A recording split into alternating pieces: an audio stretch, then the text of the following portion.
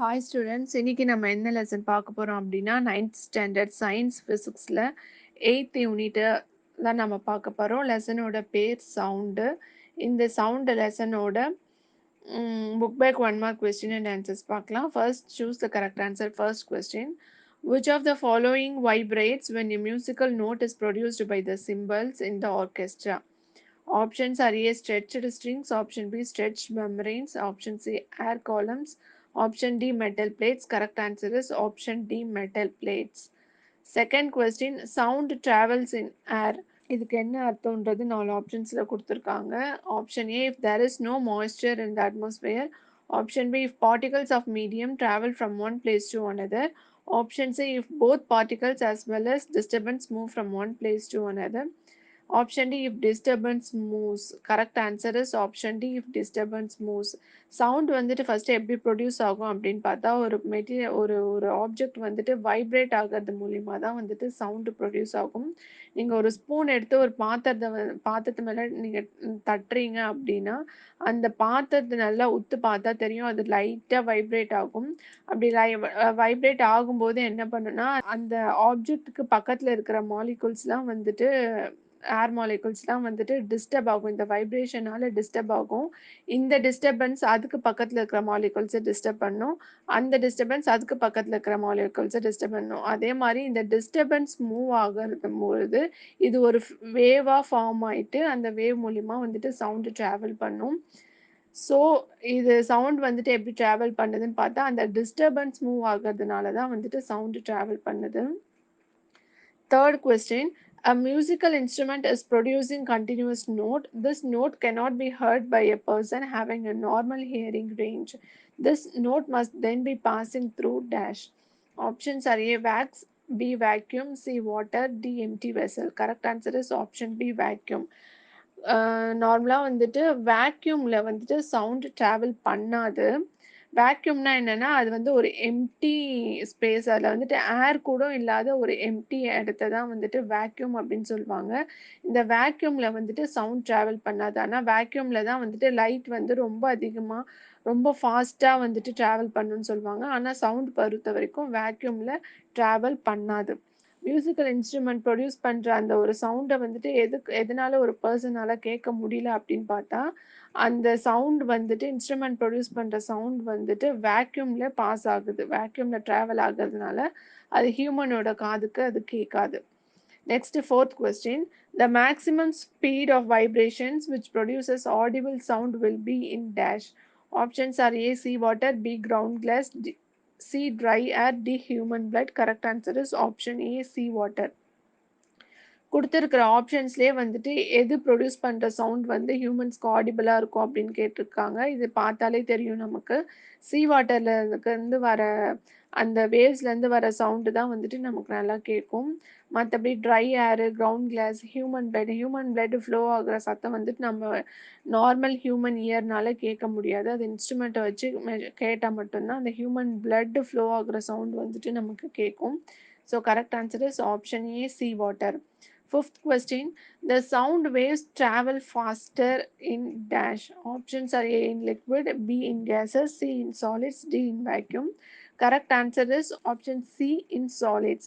Sound waves வந்து சாலிடில் தான் ரொம்ப ஃபாஸ்ட்டாக ட்ராவல் பண்ணும். ஏன்னா சாலிட்ஸில் தான் வந்துட்டு அதுக்குள்ளே இருக்கிற மாலிகுல்ஸ் வந்து ஒன்றுத்துக்கு ஒன்று ரொம்ப கிட்ட கிட்ட இருக்கும். அந்த இன்டர் அட்டாமிக் டிஸ்டன்ஸ் வந்துட்டு ரொம்ப கம்மியாக இருக்கும். எல்லாம் ரொம்ப பக்கத்தில் வந்துட்டு அரேஞ்ச் ஆகியிருக்கும் அந்த மாலிகுல்ஸ்லாம். அப்படி இருக்கிறதுனால வந்துட்டு அந்த சவுண்ட் வந்துட்டு சீக்கிரமாக ரொம்ப ஃபாஸ்ட்டாகவே ஒரு மாலிகுல்லேருந்து இன்னொரு மாலிகுலுக்கு அப்படியே ட்ராவல் பண்ணி போய்க்கிட்டே இருக்கும். அதுவே லிக்விட் கேஸஸ்லாம் எடுத்துக்கிட்டோம்னா அந்த இன்டர் அட்டாமிக் ஸ்பேஸ் வந்துட்டு ரொம்ப கொஞ்சம் ஜாஸ்தியாக இருக்கும். அதனால சாலிடை கம்பேர் பண்ணக்குள்ள லிக்விட் அண்ட் கேஸஸில் வந்துட்டு சவுண்ட் வந்துட்டு கொஞ்சம் ஸ்லோவாக தான் ட்ராவல் பண்ணும். நெக்ஸ்ட் நம்ம பார்க்க போகிறது fill in the blanks. First question, sound is a dash wave and needs a material medium to travel.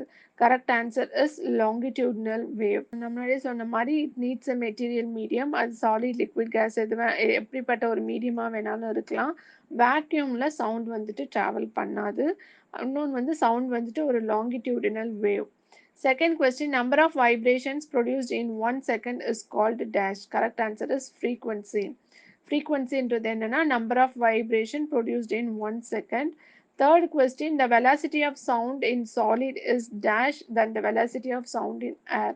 Correct answer is greater. வெலாசிட்டிங்கிறது ஒன்றும் கிடையாது, அதோட ஸ்பீடை தான் சொல்கிறாங்க. அதாவது நான் முன்னாடியே சொன்ன மாதிரி சாலிட்ல வந்துட்டு சவுண்டோட ஸ்பீட் அதிகமாக இருக்கும் compared to liquid and air. Fourth question, vibration of object produces dash. Correct answer sound. Sound வந்து எப்படி ப்ரொடியூஸ் ஆகுதுன்னா வைப்ரேஷன் ஆஃப் ஆப்ஜெக்ட் மூலயமா தான் சவுண்டு ப்ரொடியூஸ் ஆகுது. Fifth question, loudness is proportional to the square of the dash. Correct answer is amplitude. நம்ம வந்து ஒரு sound loudness of sound வந்துட்டு எதை டிபெண்ட் பண்ணியிருக்குன்னு பார்த்தா அதோட ஆம்ப்ளிடியூடு டிபெண்ட் பண்ணி தான் இருக்கும். அப்போ loudness is proportional to the square of the amplitude.